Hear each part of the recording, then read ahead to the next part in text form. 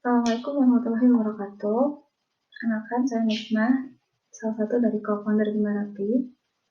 Dalam hal ini kita akan bahas tentang materi yang sudah diberikan di grup.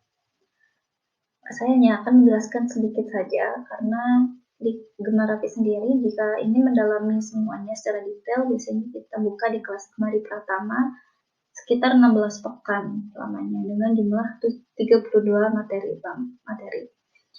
Dan di kesempatan ini saya akan menjelaskan tentang judul berbenah di masa pandemi.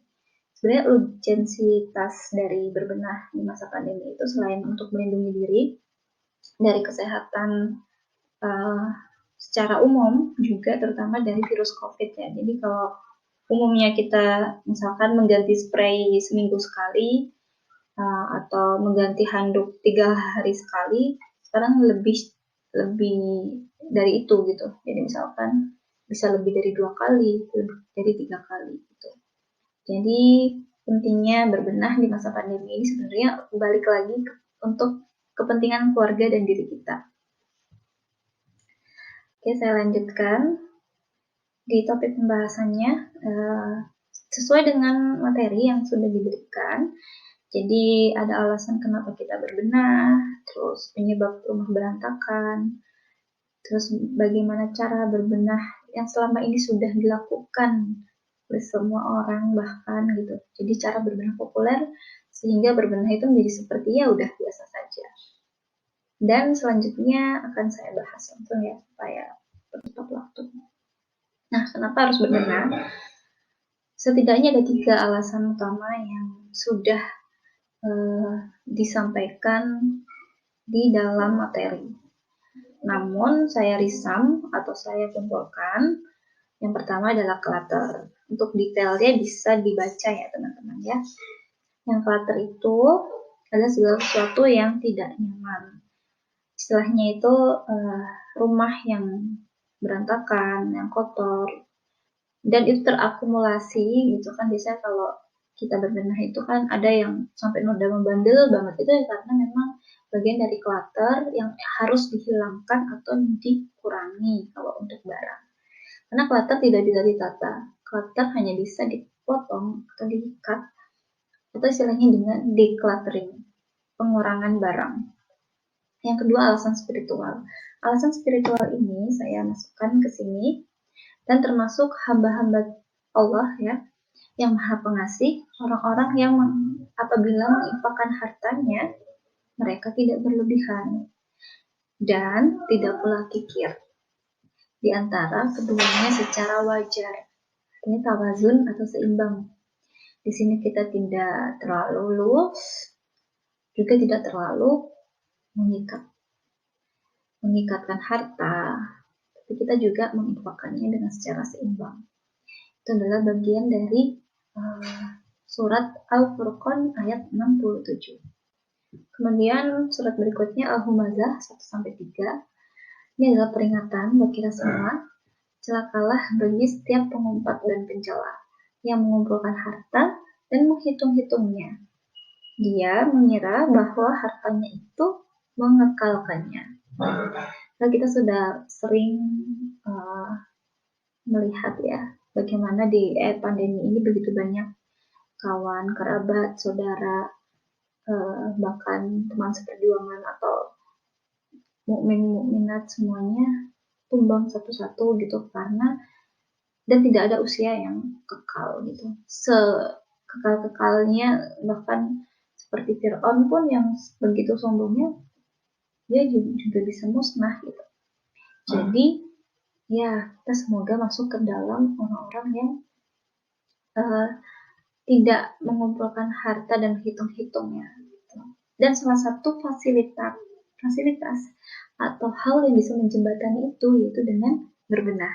Kita audit barang kita, kita cek harta kita lihat satu demi satu, apakah harta itu sudah halalkah, thayyibkah, dan sudah tidak berlebih-lebihankah, masih adakah yang nanti bahkan sekecil apapun itu akan dihitung di hari kiamat nanti ya, tapi tidak dihitung di saat ini gitu.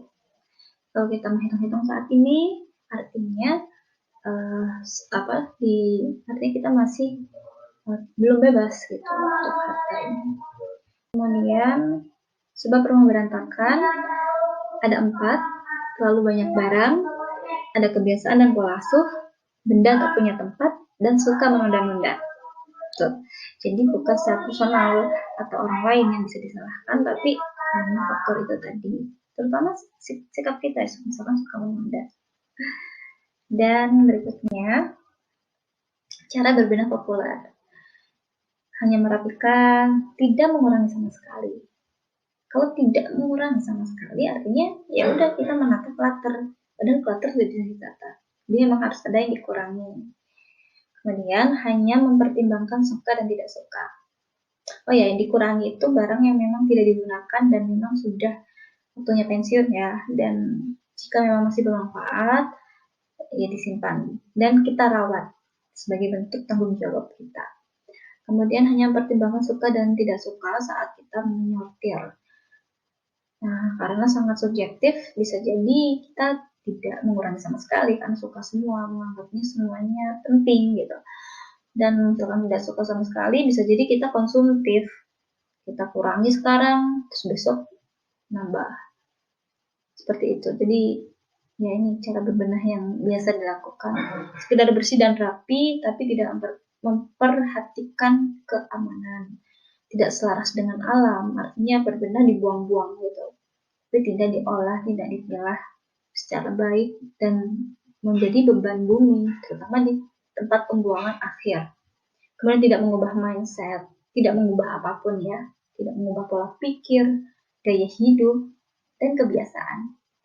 Jadi ya biasa saja berbenah gitu.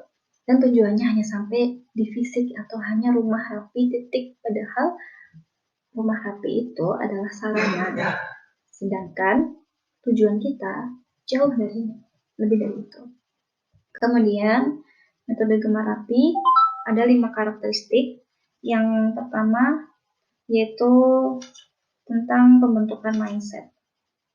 Nah, pembentukan mindset di sini artinya kita harus membenahi pola pikir secara perlahan juga.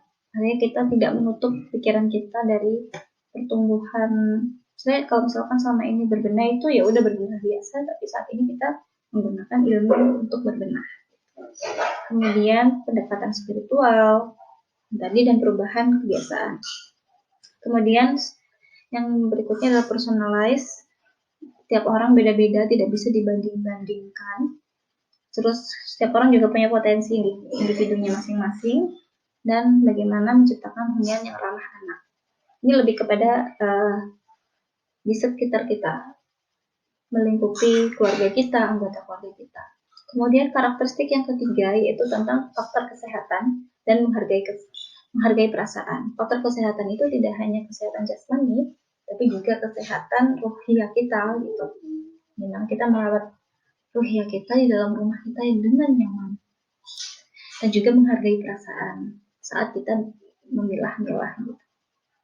Kemudian keamanan, safety first, aman perbuatan, dan juga aman kondisi. Aman kondisi artinya ya kita mengkondisikan rumah yang minim risiko. Apakah anak terjatuh, terpeleset, atau ada benda tajam, dan juga perbuatan. Bagaimana sikap kita sebagai penghuni untuk tidak menimbulkan bahaya di dalam rumah sendiri. Kemudian yang kelima faktornya yaitu tentang ramah alam, sustainable, yang minim sampah, less waste, kemudian tidak konsumtif, dan bagaimana mendesain rumah yang tidak tidak membuang-buang barang ke tempat pembuangan akhir. Karena selama ini landfill atau TPA itu adalah bagian dari masalah di pemerintah dan masyarakat. Jadi kita kurangi dari rumah kita. Memang berat gitu, tapi awalnya kita gunakan mindset kita perbaiki kebiasaan kita bangun bagaimana kita ingin sedikit demi sedikit berubah gitu. Jadi tidak ada yang tidak mungkin. Yakin bisa, dan yakin ini adalah bagian dari ibadah dan tanggung jawab kita kepada Allah bagaimana sebagai khalifah di muka bumi ini. Kemudian berikutnya pilar atau fondasi, tiang-tiang penyangga dari metode gemar api. Yang pertama, 8 pilar itu dilakukan oleh pemilik barang atau buyer owner, tidak bisa dilakukan oleh orang lain karena ketika memilah ya kita sendiri yang paham mana yang harus, juga misalkan pasangan kita atau orang tua kita, anak kita, karena yang benar-benar menggunakannya ya kita sendiri kan. Yang kedua, penguatan mindset menjadi fondasi di awal. Mindset kita benahi dulu, kita yakinkan diri dulu bahwa ini adalah bagian dari perjalanan hidup kita yang ya terbatas, dan bagaimana berkualitas kita mulai dari rumah dengan cara berbenah. Dan mindset ini kita jadikan fondasi dan kekuatan, mau orang memuji atau tidak, mau orang melihat atau tidak, ya diri kita sendiri yang merasakannya. Kemudian perubahan kebiasaan sebagai habit. Nah, ini adalah tujuan, karena membentuk kebiasaan tidak bisa sekaligus. Jadi kita harus satu demi satu dan bertahap secara berkesinambungan. Misalnya nyaman sholat di awal waktu, ya udah kita setting rumah kita gimana caranya, kita reminder, aku selalu ingat saat mau sholat, ayo tilawah 1 juz 1 hari, ayo kita setting di sini. Misalkan ingin hafal Quran, kita bikin time management kita untuk menghafal. Insya Allah kita secara bertahap pelan-pelan bisa dengan mengkondisikan rumah dengan berbenah ini. Yang keempat, pengurangan barang decluttering itu wajib. Yang kelima, menyesuaikan kondisi setiap orang, personalize, jadi tidak harus semua seragam karena kita punya potensi individu yang berbeda-beda tadi. Kemudian rasa sebagai prinsip, apakah rasa itu? Kemudian 7, memenuhi standar safety dan hygiene, kesehatan ya dan keamanan. Dan ke-8, tidak mencemari lingkungan. Seperti itu pilarnya gemar api.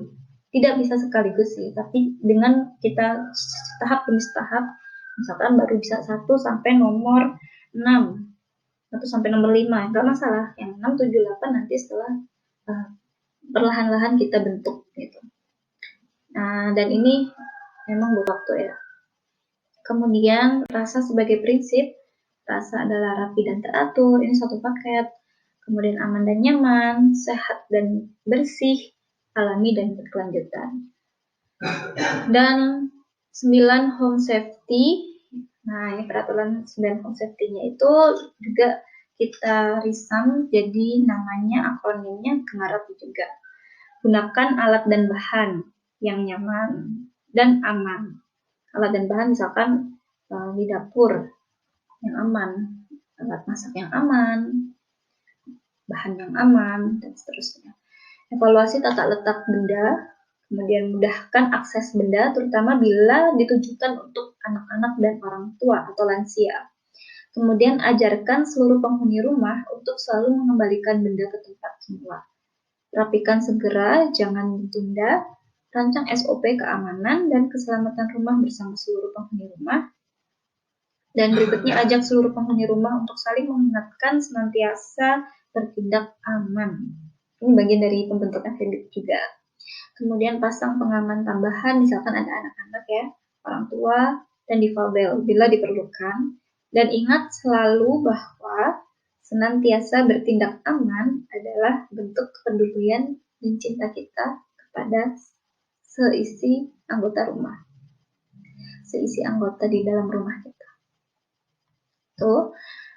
Dan gemar api juga mengenalkan urutan berbenah, 6 langkah berbenah. Oh ya, selain itu tentang pemilahan, jadi setelah sortir jangan langsung dibuang, tapi dibagi-bagi dalam beberapa box. Dan kita juga membiasakan 8R dan 8I-nya gemar api ini bisa dibaca ya. Kemudian 6 langkah berbenahnya, tuliskan dulu, bikin urutannya, kemudian bikin jadwalnya, kemudian kita mulai decluttering, kemudian yang kelima kita mulai tata setelah selesai decluttering, dan berikutnya terakhir adalah membentuk kebiasaan. 6 langkah ini adalah yang sudah diresum oleh gemar api, diinisiasi oleh gemar api. 6 langkah yang fix untuk berbenah dari metode Gema Rapi. Dan selanjutnya klaster berbenah seperti ini. Di dalam klaster ini bebas, siapa saja boleh memilih kategorinya, tapi berurutan. Klaster 1, di dalamnya ada buku, pakaian, dan dapur. Ini esensial. Mau pakaian dulu, dapur dulu, buku dulu, bebas. Setelah itu lanjut di klaster kedua. Klaster kedua ada mainan atau hobi, ada benda kenangan dan dokumen.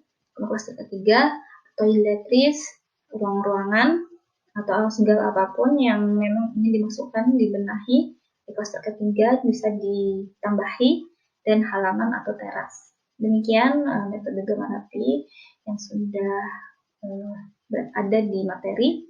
Penjelasan singkatnya. Sampai jumpa lagi di sesi diskusi co-op bersama RKI. Terima kasih. Wassalamualaikum warahmatullahi wabarakatuh.